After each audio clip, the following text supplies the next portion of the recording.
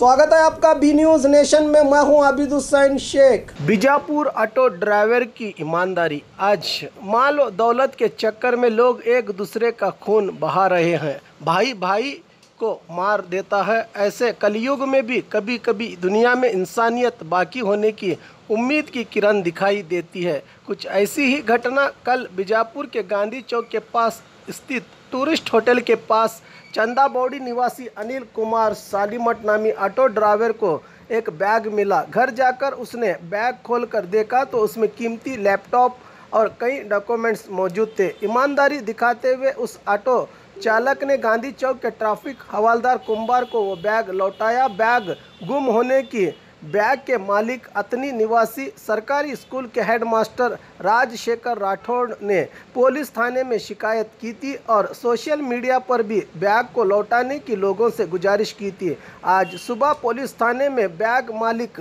Master जी राठौड़ ने पहुंचकर driver Anil Kumar की खूब प्रशंसा करते हुए आभार व्यक्त करके शॉल और हार पहनाकर सम्मान किया। ड्राइवर अनिल की ईमानदारी सभी ऑटो चालकों के लिए एक प्रेरणा है। और खबरों के लिए देखते रहिए बी न्यूज नेशन।